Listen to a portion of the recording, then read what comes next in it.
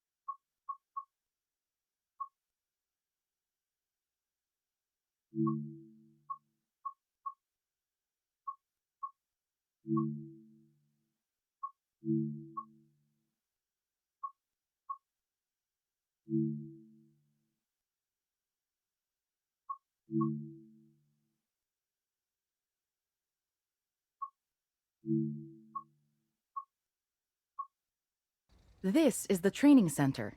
Here you can learn about how to navigate and interact with the world, as well as how to operate the many trains. Let's start by looking around. Find each of the markers and look at them.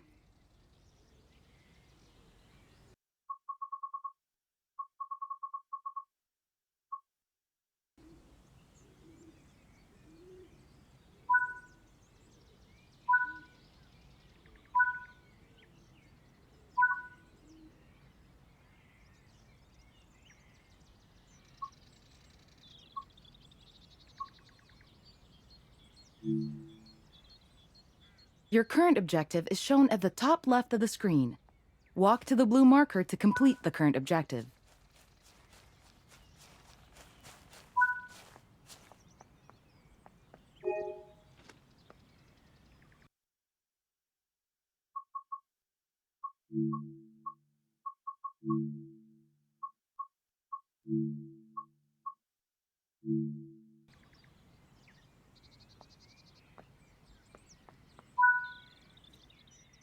You've been awarded some action points. These are displayed in the top right corner of the screen and count towards your overall experience level for the game. This is one of the many types of route tasks to be discovered. Keep an eye out for many more types and styles of route tasks, which can involve placing, collecting, or fixing a variety of things. Head into the main building, and you'll continue your induction there.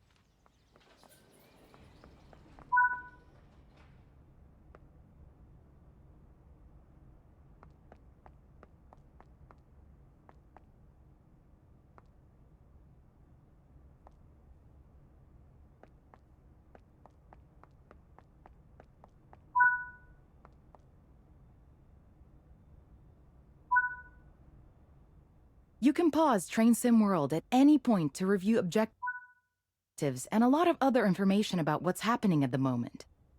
Try it now.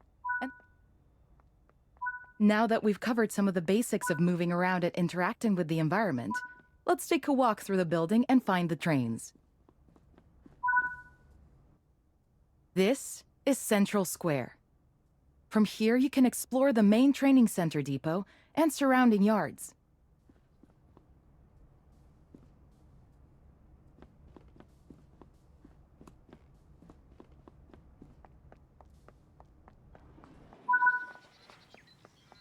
Your journey operating trains is just getting started here in the training center. Remember, you can always come back here from the main menu. Continue.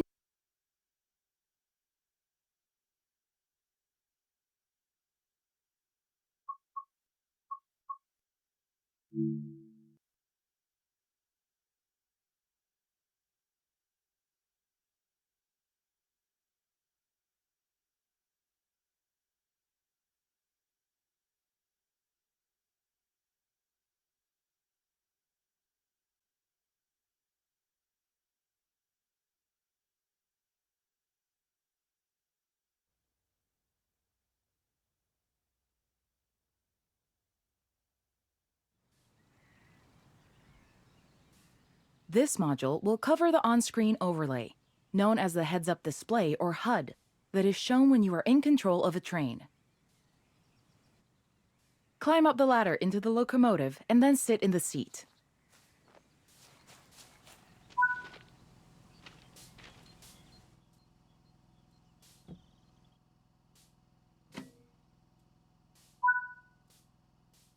Welcome to the most important seat in the train. While sitting here, you'll be in full control. Before you think about moving the train, though, let's look at the HUD overlay that's appeared on the bottom right.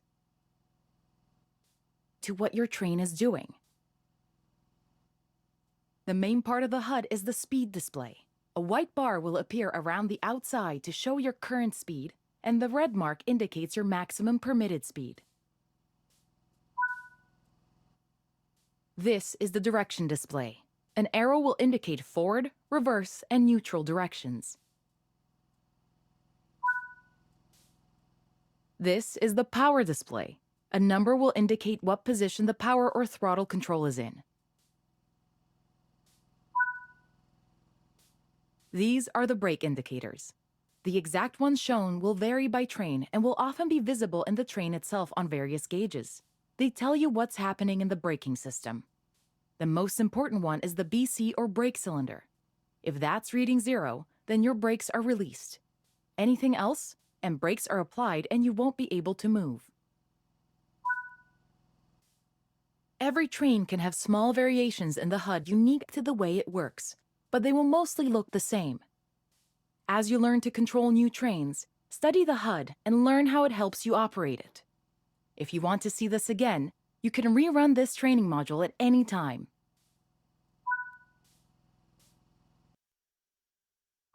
In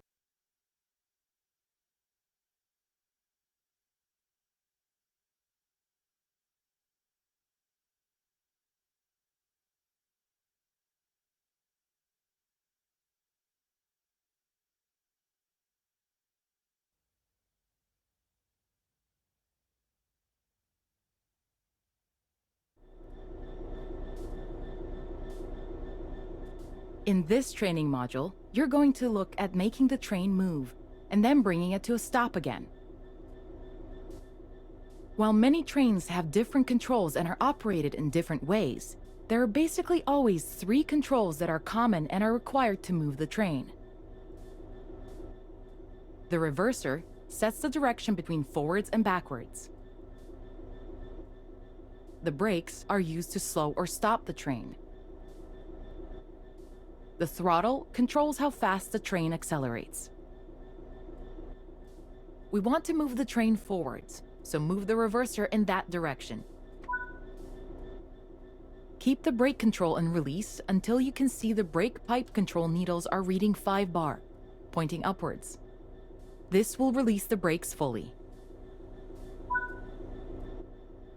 Watch the brake cylinder, or BC gauge, to see it gradually reduce to 0, which tells you that the brakes are now fully released and you can move the... Apply some throttle. As you apply power, notice the amp bar rising. This is the amount of power being fed into the traction motors. Now that you've reached your target speed, you can move the throttle control back to 0. The train will then coast on level ground, and the train will only slow down very gradually.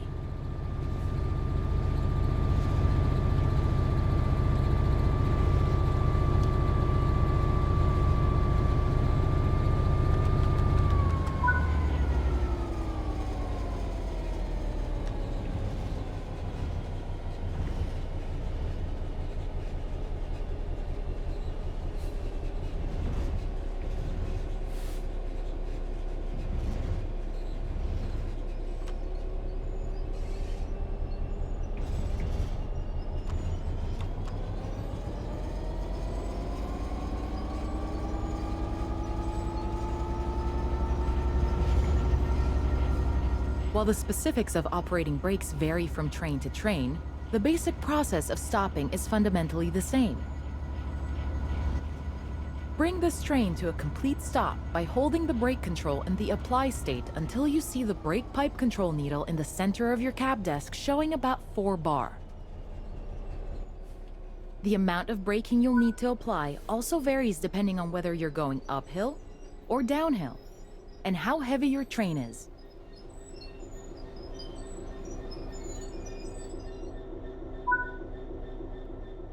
Stopping a train is one of the biggest challenges of controlling them, particularly stopping them in the right place.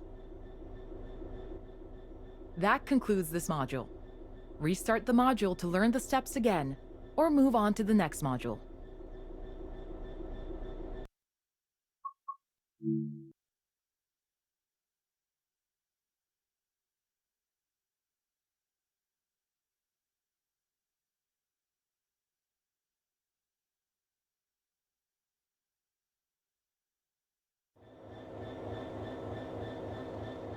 This module will go over the fundamentals of operating junctions to change the path your train will take, and how to navigate using the map.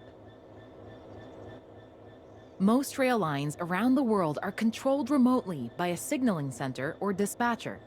From the perspective of the train, the direction taken is automatic. But within yards and depots, many small and frequent movements are required. This makes remote control of the track impractical. In these locations, the direction taken is manually controlled. You can set junctions by either walking up to them and interacting with them, or going to the 2D map and changing them from there. Let's change this junction by hand first. Walk over to it and change it by operating the lever. Notice how the point blades move on the track. Try moving it a few more times until you can see how it works.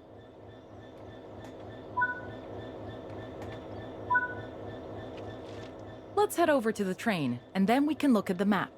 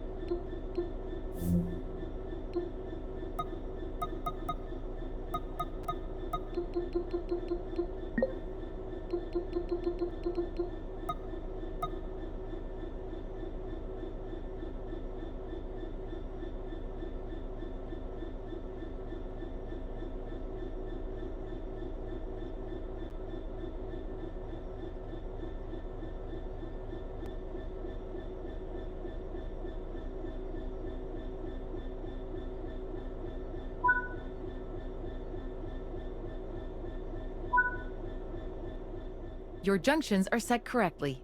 Let's get the train moving and see it all working. If you can't remember how to make the train start and stop, there is a training module you can rerun to remind yourself. Watch the brake cylinder, or BC gauge, to see it gradually reduce to 0, which tells you that the brakes are now. Apply some throttle to get the train moving.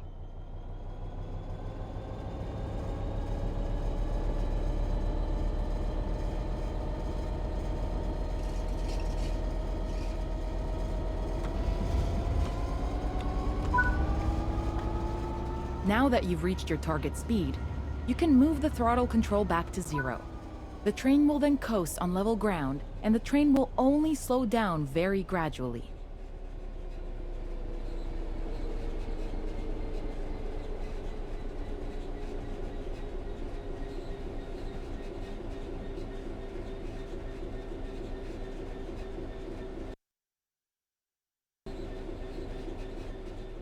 Bring this train to a complete stop by holding the brake control in the apply state until you see the brake pipe control needle in the center of your cab desk showing about 4 bar.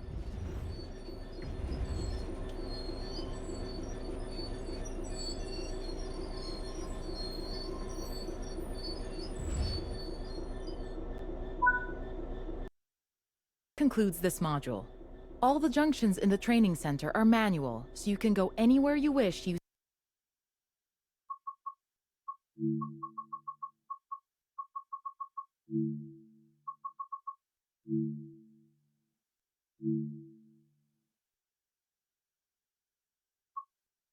the map and by changing junctions manually. If you want to practice, go to Explore on Foot in the training center. You'll find trains dotted around, and you can practice driving them and moving them around the yard. Don't forget, you can always rerun this training module later if you can't remember any of what's been covered.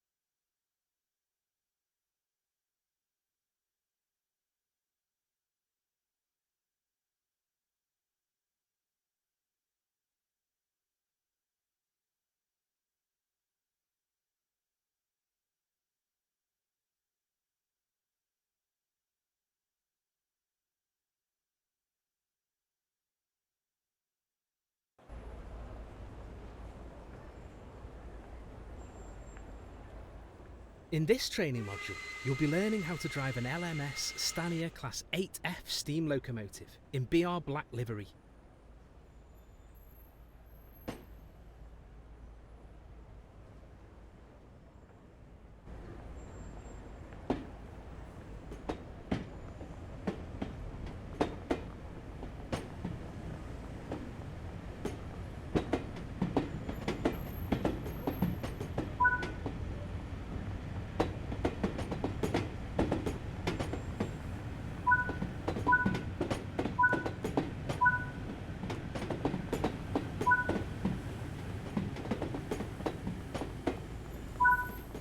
Stand on the platform and wait for this train to arrive.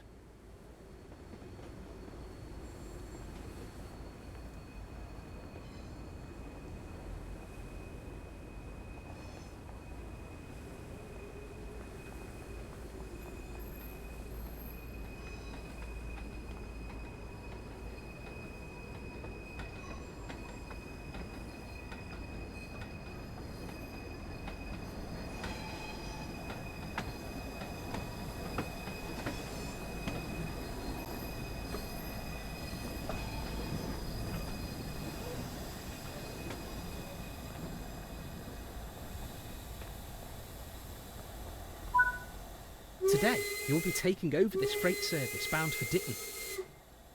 This class of locomotive was built between 1935 and 1946 and was designed as a freight version of the highly successful Black 5 locomotive. Climb up onto the footplate to begin.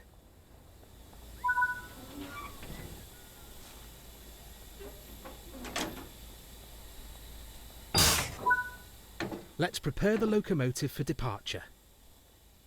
The reverser determines the direction of travel and how much power to apply. Move the reverser into the full forward position. This ensures that you will get the maximum power to get. This locomotive has two types of brakes, steam and vacuum. Steam brakes will apply on just the locomotive. Vacuum brakes will apply to the rest of the train, so long as it is equipped with vacuum brakes. Use the combination brake to apply both types of brakes simultaneously. Vacuum brakes are released when there is a vacuum in the system. To create a vacuum, you should use the ejectors. The small ejector should be left open when the train is running. The large ejector can be used to increase the vacuum more quickly after coupling or heavy braking.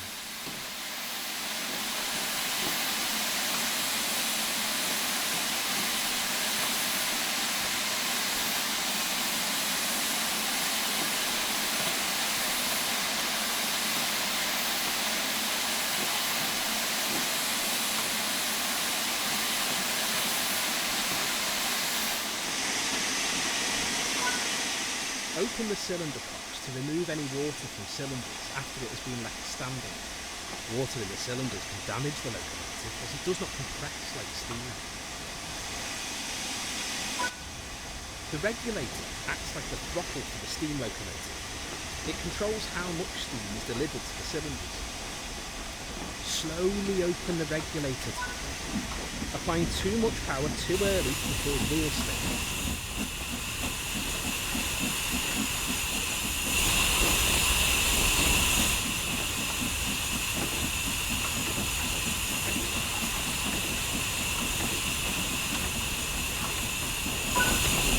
Now you're moving, you can open the regulator some more.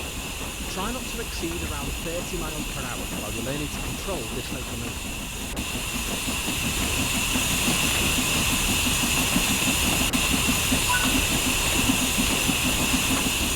Get started quickly.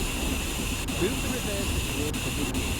This reduces the amount of steam let into the cylinder and saves energy.